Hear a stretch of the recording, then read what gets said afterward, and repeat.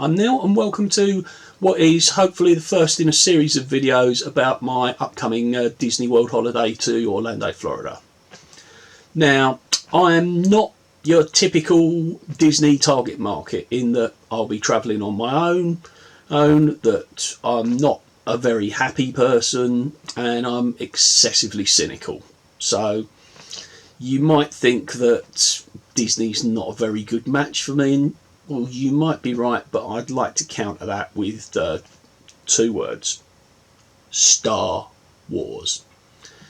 I've been waiting for a Star Wars theme park since I was a kid in the 1970s.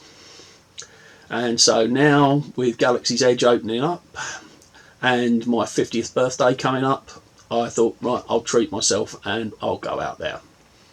So I did quite a lot of research and I decided to do what is referred to as staying on property. Now, that basically means that I'm staying at a Disney-owned hotel as opposed to going out and booking into a Holiday Inn or Four Seasons or whatever like that. Now, it is more expensive to do it that way, but it does have some benefits. Firstly, it's what Disney refers to as extra magic hours, which is just their way of saying we're going to open one of the theme parks an hour early, or we're going to open one of the theme parks for a couple of hours after normal closing, and it's only people who are staying on property that get to be in the park at that time. So it's not too bad. You get some time where it's not so crowded, where you can maybe get on those slightly harder to get onto rides. So that's not so bad. Now, they'll also give you transport to and from the airport. And because they like to put the word magic in everything, you can get the Magical Express, which will take you from Orlando International Airport and drop you directly at whichever Disney hotel you happen to be staying at. And one of the other benefits of this is, if you're not the sort of person that likes hanging around the baggage carousel or waiting for your luggage to drop onto the counter for ages, then Disney will send you some luggage tags and they'll pick up your luggage for you and deliver it directly to your hotel. Now, I suppose that's magic. And that's a more attractive option now, because obviously what a lot of people like to do is to hire a car when they're on holiday. But now that Disney have started to charge you for parking at the hotel, it's, maybe a bit better to get the Magical Express and just use the extensive Disney transportation around the resort.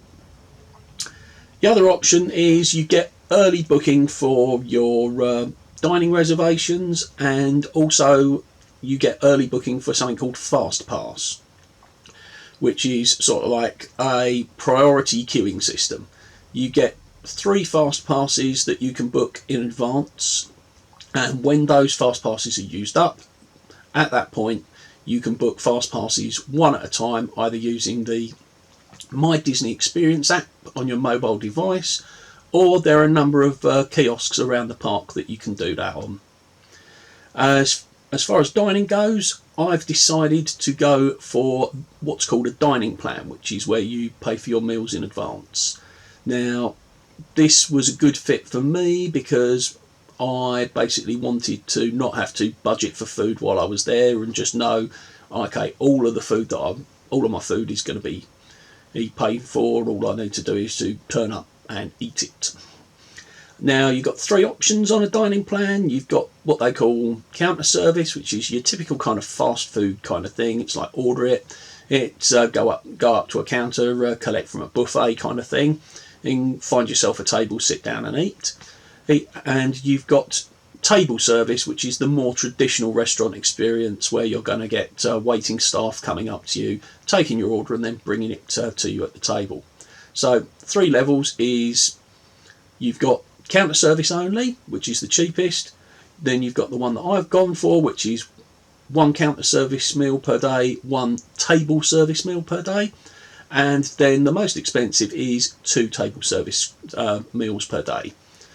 On all of those, you're going to get a what they call a resort mug, which is a mug with an RFID chip in it, which will allow you to have unlimited soft drinks and hot drinks at the resort. But not at the parks. So that may be worth it for some people, maybe not.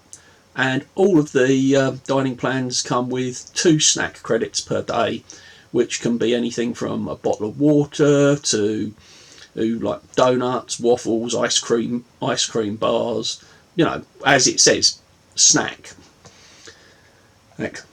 Now, one of the things you've got to remember is not all of these dining service plans are created equal. If you start costing it out, maybe only the 2 top ones seem to be worthwhile. And even then, you've got to look at it. Are you going to be eating the most expensive thing on the menu all the time? Are you going to have an alcoholic drink with each meal? Oh, and, you know, are you always going to be eating the steak and the lobster? I mean, in theory, if you want to sort of like break it down and look at the restaurants and go, right, I'm going to be eating there, I'm going to be having filet mignon on, and I'm going to have a glass of red wine with every meal, well, then you can make it, in theory, pay for itself, but I'm getting it more for the convenience than for anything else. But by being on property, you can get to book your dining reservations 180 days in advance, which for me was a bit of a head scratcher. I mean, yes, the dining reservations do fill up very quickly, so it is useful, but I don't know about you, but most of the time I don't know what I want to eat on a daily basis, let alone 180 days in advance. It's one of my real peeves with a Disney vacation. It's like you have to plan your vacation with military precision. You have to know what park you're going to, which one's got extra magic hours. As if I'm going to try to get on the rides that I want to, am I going to get the right fast passes? Am I going to have a sneaky strategy like, oh, I'm going to go to the extra magic hours first thing in the morning and then I'm going to swap parks to a different one? You know, it's all horribly complex, but I'll maybe get on to that in a future video. But going back to the dining plan, one of the things that you do have to remember if you're on a dining plan that has got table service credits is that you're going to be in America, and America is a tipping culture, in that you are expected to tip your wait staff, and I believe that the acceptable levels are between 15 and 20% of the value of your meal. So you have to factor that in. So even though I said, oh, I don't want to have to budget, I'm going to have to budget for the tips. But that's it for this first video, and hopefully I'll see you guys again on the next video I make. I'll probably do something really exciting, like, you know, packing and preparation and, you know, tips as an international traveller.